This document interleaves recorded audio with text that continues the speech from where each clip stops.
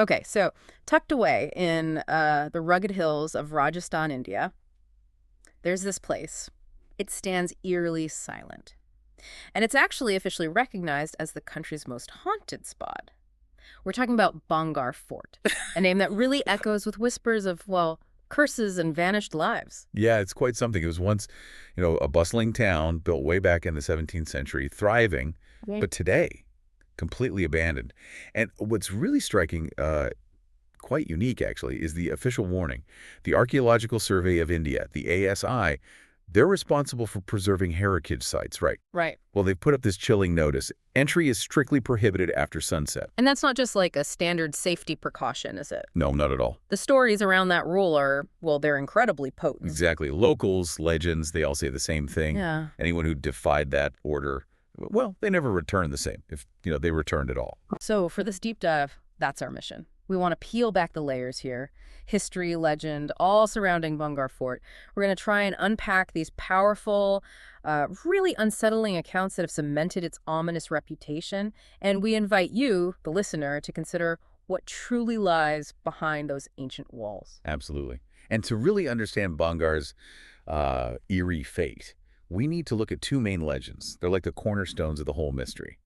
The first one, and maybe the most dramatic, it centers on this dark magician, a tantric named Singya. Okay, Tantrik. So tell us about him, his connection to the fort. How did his story weave into Bhangarh's tragic destiny? Well, the story goes that Singya was consumed by this unrequited love for the Princess Ratnavati. She was apparently very beautiful. And knowing he couldn't win her over, conventionally. He turned to dark arts. Exactly, black magic. His plan involved enchanting a bottle of perfume. The idea was it would compel the princess to fall for him. Okay. But the princess, clearly she was sharper than he thought. What happened when she found out? Oh, incredibly sharp. She apparently saw right through his dark intent immediately. So instead of using the perfume, she famously threw the bottle, hurled it onto a big boulder nearby. And then? And, whether it was fate or maybe a twist of his own magic backfiring, that same boulder supposedly got dislodged. And tragically, it crushed Singya. Wow. What a dramatic end to his scheme. But that's not where the story stops, right? His dying breath. Yes, exactly. With his last breath, he's said to have unleashed this devastating curse on Bhangarh. What did the curse entail? How did it actually play out? Well, his final act was this powerful curse.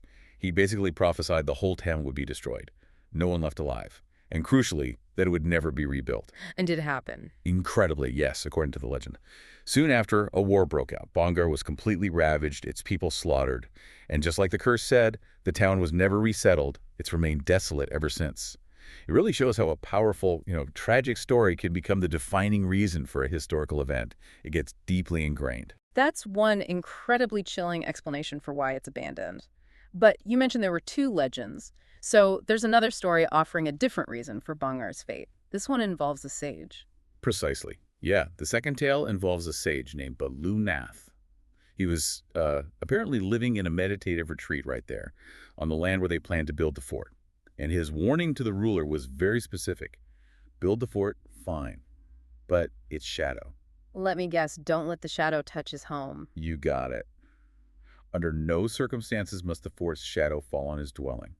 It was like a sacred boundary, a condition for his peace, and maybe the town's prosperity, too. Okay, and like in so many of these old stories, I'm guessing ambition or pride got in the way. Did the king listen?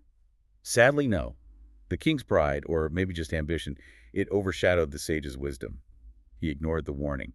And as the fort got taller, inevitably, its shadow stretched further. And fell on Balunath's home. Exactly.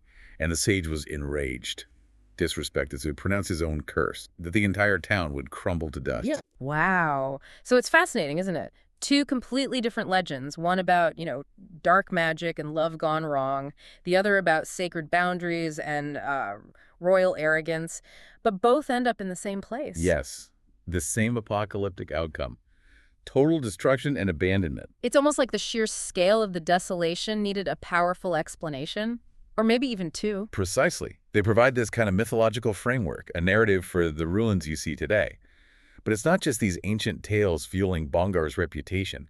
Even today, visitors report some really unsettling experiences, things that seem to echo these legends. Oh, really? Like what kinds of experiences are people actually reporting when they go there now? Is it just seeing things or more. It seems to go beyond just sightings. People talk about shadows moving on their own, disembodied voices in empty corridors, and this overwhelming sort of palpable feeling of being watched, intensely watched, even when they're totally alone. That sounds deeply unnerving. It does.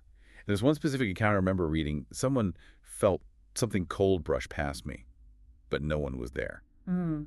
That suggests something more, doesn't it? A sensory, almost physical presence, not just seeing ghosts. Yeah, it definitely gives you chills. And the people who live nearby, around Bhangarh, how do they view all this? Are these just old wives' tales to them, or is it something they genuinely believe? Oh, their belief is incredibly strong. It's really part of the local culture. They take the warnings with absolute seriousness. They really emphasize it. Never challenge the curse. And definitely never stay inside the fort after sunset. And why? What do they say happens? They put it very starkly. They say, Bhangarh watches you. They never forget. Yeah. This collective belief, it acts like a powerful protector of the fort's whole mystique, you know? It reinforces that it's more than just ruins. It's like a place with an active presence in their folklore. Almost sentient. So we're left with Bhangarh Fort. It's this remarkable historical site, no doubt, but also shrouded in this pervasive, chilling mystery. It really forces you to ask, doesn't it? Is it just folklore? These captivating stories passed down to explain why a town was abandoned centuries ago? Or is there truly something sinister, something beyond the crumbling stone and the haunting silence that we just can't explain rationally? Yeah, what really stands out is how Bhangarh Fort isn't just a collection of old ruins anymore. It's become, as you put it earlier, a ghost story written in history. Every silent corridor, every crumbling wall, it seems to echo those curses, those catastrophic events. It makes the legend feel almost as real as the stone itself. It absolutely leaves you with a lot to think about. So the question for you listening is, would you dare to visit Bhangarh after dark? Or do you think Bhangarh is ultimately just a compelling, very powerful tale from the past?